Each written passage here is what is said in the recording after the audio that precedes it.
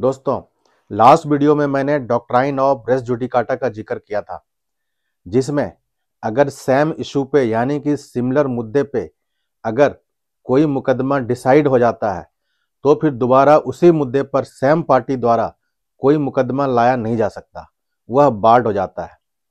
ठीक इसी तरह से एक और डॉक्ट्राइन है, डॉक्ट्राइन और रेस सब जुडिस, जिसमें यह कहा गया है कि अगर सिमिलर इशू पे कोई मुकदमा बिटवीन सेम पार्टीज ऑलरेडी चल रहा है तो फिर उसी पार्टी द्वारा सेम इशू पे अगर दूसरा मुकदमा लाया जाता है तो वह मुकदमा आगे नहीं चल सकता, यानी कि जो बाद का मुकदमा है वह स्टे हो जाता है, वह आगे नहीं चल सकता। तो आज के वीडियो में मैं इसी डॉक्ट्राइन ऑफ रेस सब जुडिस की चर्चा करेंगे। तो आज का वीडियो काफ़ी महत्वपूर्ण रहने वाला है, तो आप बिल्कुल आखिर तक बने रहिए और जाने से पहले एक बार लाइक, सब्सक्राइब और शेयर जरूर कर दें।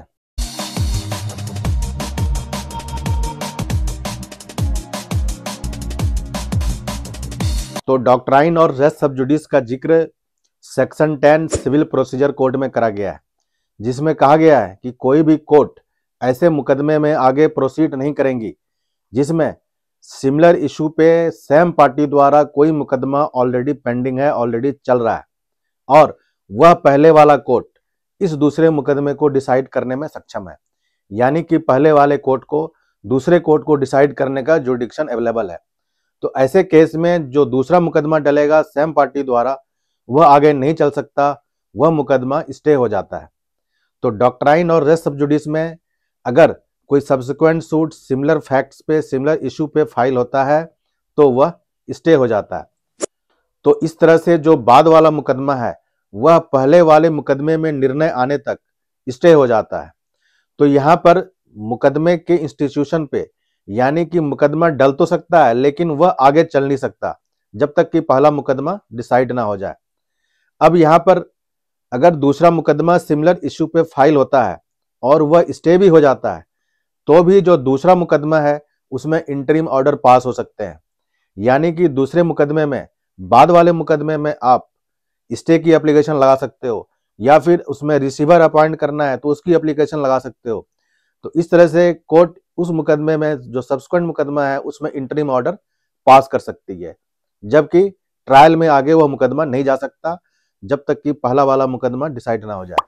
तो सेक्शन 10 यानी कि रेस सब जुडिस के रूल को लाने का मोटिव यह है कि सिमिलर इशू पे दो पैरेलल मुकदमा ना चले जिसमें कि आगे चलकर कन्फ्लिक्टिंग जजमेंट आ सकते हैं।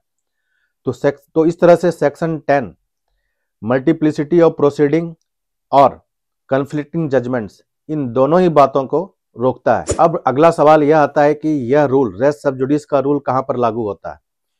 तो पहला कंडीशन यह है कि दो मुकदमा ऑलरेडी चल रहा हो जिसमें एक पहले डला हो और दूसरा बाद में, फिर उन दोनों ही मुकदमों में इशू सेम हो यानी मुद्दा सेम होना चाहिए, फिर वह दोनों ही मुकदमा सेम पार्टीज द्वारा डाला गया हो और फिर जो बाद वाला मुकदमा डला है वह पहले वाली कोर्ट उस बाद वाले मुकदमे को डिसाइड करने में सक्षम हो।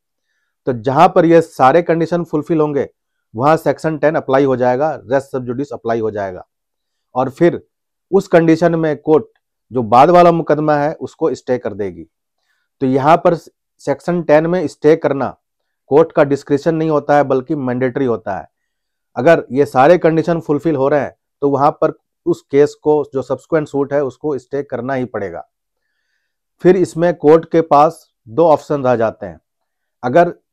अगर ये सारे कंडीशन फुलफिल हो रहे हैं तो कोर्ट के पास दो कंडीशन रह जाते हैं, या तो वह सब्सिक्वेंट सूट को स्टे करेगी या फिर उन दोनों ही केस को क्लब कर देगी, यानी कि उन दोनों ही केस में एविडेंस एक साथ होगा, सिमिलर एविडेंस होंगे, एक साथ होंगे और जो डिसीजन आएगा वह भी एक डिसीजन आएगा।